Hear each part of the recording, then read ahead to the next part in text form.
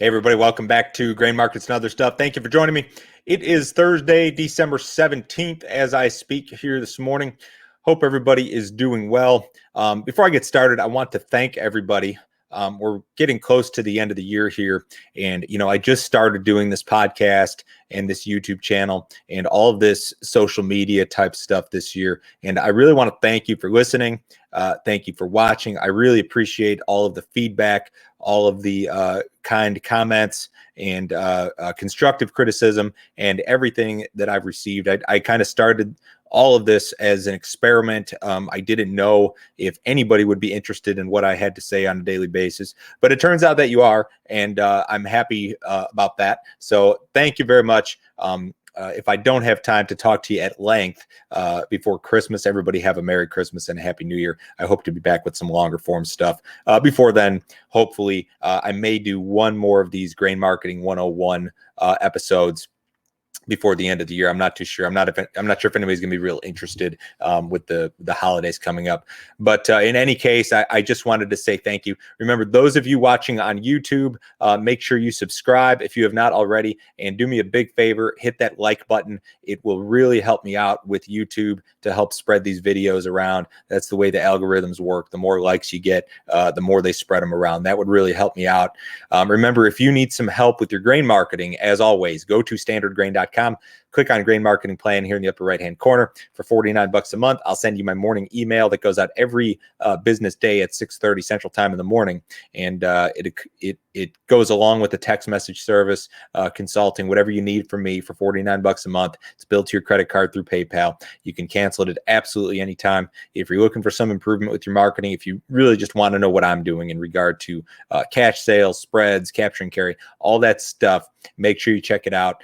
You don't need to have a trading account. You don't need to be a futures or options trader. I have a lot of customers who subscribe who are just cash-only grain marketers. So certainly consider that. Also, those of you who are, I haven't talked about this, but those of you listening on the podcast, those numbers just continue to grow. I can't believe how many people listen to this thing. But in any case, if you have not left a review, leave me a comment on Apple Podcasts in particular. I'd really appreciate it. My conversation today, I guess it's a conversation. I always don't know what to call these. Is it a conversation? I'm talking to myself. I'll say it's a pep talk.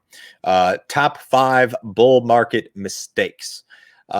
We're in bull market territory in these grain markets right now. Corn, soybeans, wheat. We have been in bull market territory for a while. And this talk, if you want to call it that, it's going to focus more on bull markets in general, rather than just this year specifically, although some of this stuff does apply to this year specifically, and some of it doesn't. And I'll talk about these as we go through them.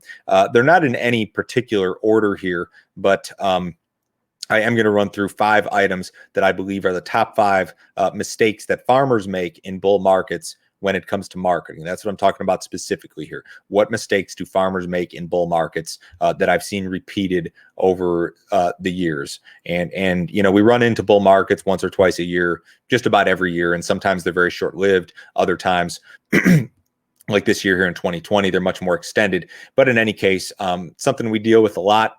One thing I'll say about bull markets, they present their own sorts of problems. Bull markets are not easy to deal with.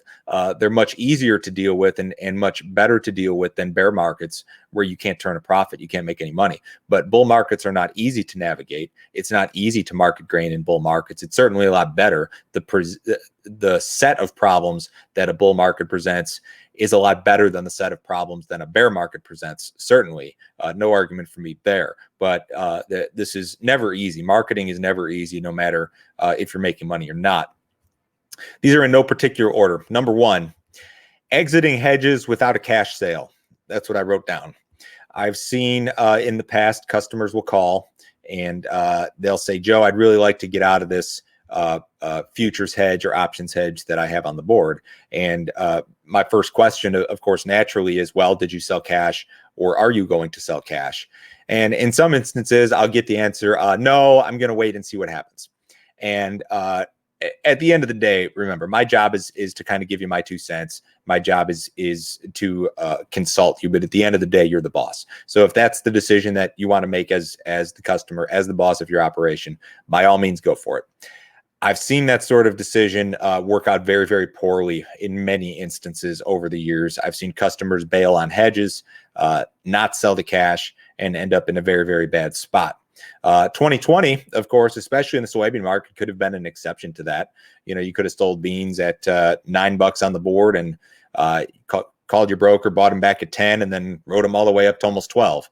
You could have done that this year. But I would say in the vast majority of situations, or in my experience, at least put it this way, I've seen that strategy fail more so than I've seen it work out. The textbook play when it comes to hedges on the board is that when you exit your hedge position, whether it's profitable or not profitable, you should sell the cash at that same time. That's the textbook way to do it. That's the way I advise customers to do it. And that's a mistake that I see a lot of people make because, it could get you on both sides. You could lose money on your futures or options hedge initially.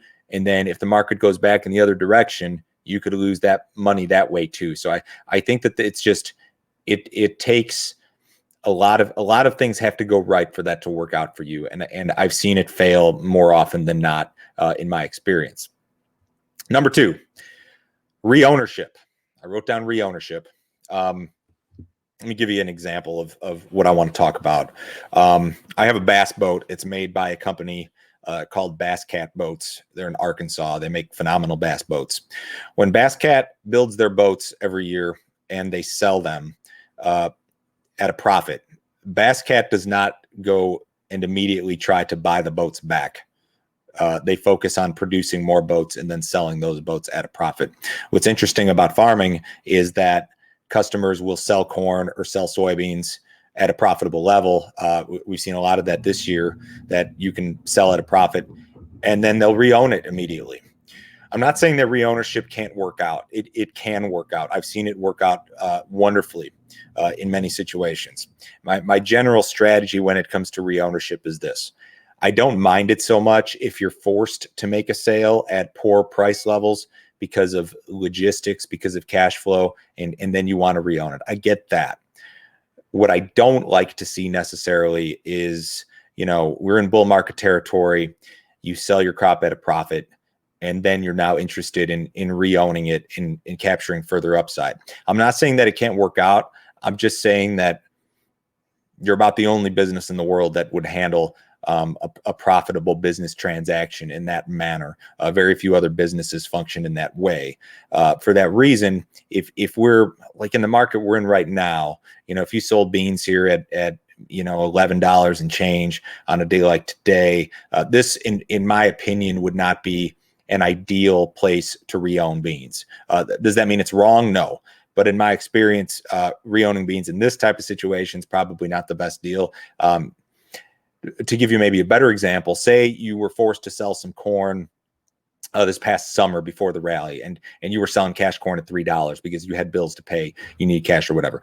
I would say that reownership in that situation is probably a little bit more viable. I've seen that sort of stuff work out a little bit better in the past. So there are different situations here. This is different for anybody. And again, just like I talked about in the exiting hedges without a cash sale piece, at the end of the day, this is up to you. You're the boss here. I'm telling you what I think. I'm telling you what I've seen work out more often than not in the past. But these are all your decisions at the end of the day. They are not my decisions.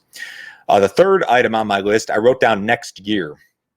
And a lot of times what happens in these bull markets, like what we've got going on right now, but there are plenty of other examples I can point to of when we had been in bull market territory.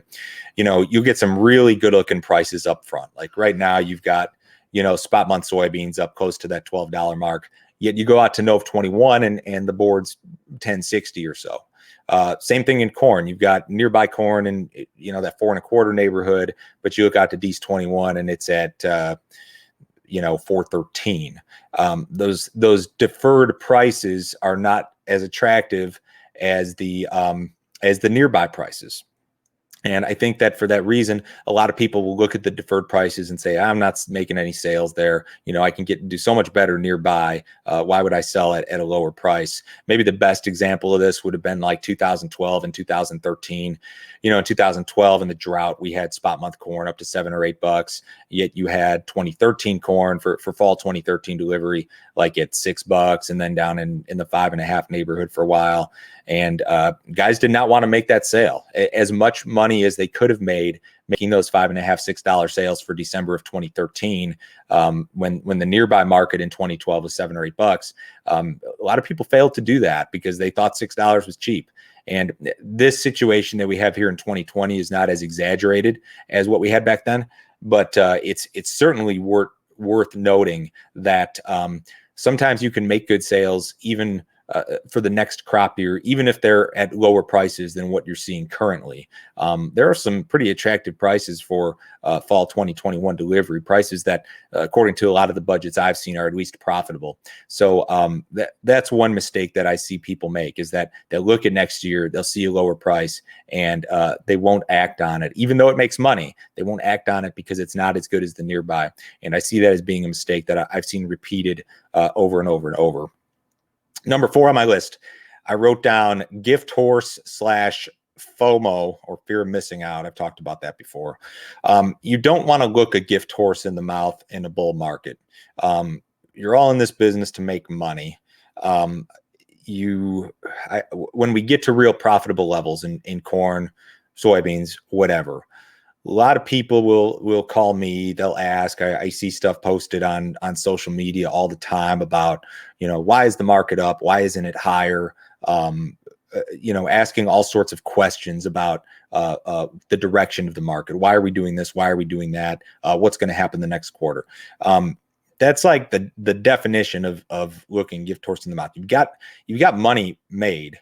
You can make money. You can sell your crops and make money. Yet you're still asking a lot of questions. Like you're questioning the profitability that's out there. Fundamentals have a lot to do with the markets, and maybe there are some people out there that can predict where prices are going to go. I'm not one of them. I don't know very many people that can do that on a consistent basis. In fact, I don't think I know anybody who can do that on a consistent basis. But in any case, I think people focus too much on the why and not on the margins and the profitability. If you go back and you watch that episode I did with Chris Barron on the Know Your Numbers, he spelled that out pretty good. He said, at no point in time are you ever going to know the entire story in marketing. It's only after the fact that you'll know the entire story. And you've got to make marketing decisions with a percentage of the information. You're never going to know the full story till after it's said and done. So you do not want to look a gift horse in the mouth. You want to continue to make profitable sales. Will some of those sales be early? Absolutely. That happened a lot in the soybean market this year. Happened a lot in the corn market this year. Probably happened in the wheat market this year too.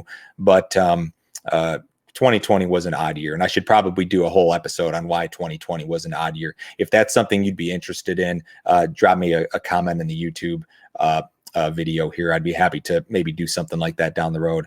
Number 5, my last one here, media bullishness. I do a lot of ag media. I do a lot of TV and radio. I do radio shows every single day of the week. I do a lot of TV for a lot of different groups, and a lot of I'm not going to say a lot of, but I get several phone calls every week from a customer who might say, hey, Joe, I saw somebody on XYZ TV program over the weekend and they were bullish, so I think I'm going to hold off on my sales. Or I read something on XYZ website and it was bullish. I think I'm going to hold off on my sales. That sort of stuff typically does not work out. Now, here in 2020, yes, anybody who was bullish, if you've been bullish the last 3-4 months and that was your deal and you're going to stick with it, you've been right. And these markets have done nothing but go up and trend higher, and we've seen very little correction. But in the grand scheme of things, over the course of my career, when I hear that sort of talk from a customer, when I hear that sort of comment, I'm not interested in selling because somebody on TV was bullish or somebody on radio was bullish or whatever. Generally does not lead to good decisions, in my opinion. You got to remember that sentiment in markets largely follows price. Sentiment follows price, meaning that when the market rallies, sentiment is going to turn bullish. When the rally breaks, sentiment is going to turn bearish. And a lot of what you're seeing on TV and media is sentiment. The market's rallied, so now I'm bullish. The market's broken, so now I'm bearish. You want to stay away from that. I try really hard when I go on TV or do radio to not throw my own opinions about market direction into this thing. I do my best to kind of like really just try to be boring, I guess, and tell you the facts and say, well, if this happens, we could rally potentially. If this happens, we could break. But I've done this long enough to know that there's no guarantees. I know that I can't predict prices. I know that going on TV or radio and trying to make people believe that I can predict prices is going to do me absolutely no good. So that's my top five. Number one, and these are, again, in no particular order: exiting hedges without a cash sale. 2, reownership, which can be good sometimes, but presents its own sort of problems. I explained that. 3, next year, which has a lot to do with spread structure. 4, the gift horse, fear of missing out factor. And 5, the media. If there are some other items, some other mistakes that you see people making in bull markets, let me know. Shoot me an email to info@standardgrain.com. Drop a comment in the YouTube video. I'd be happy to hear from you. I love any feedback that you might have. Remember, if you need some help from me, go to my website, go to standardgrain.com. Everyone have a great week, and we'll talk to you in the morning, I suppose.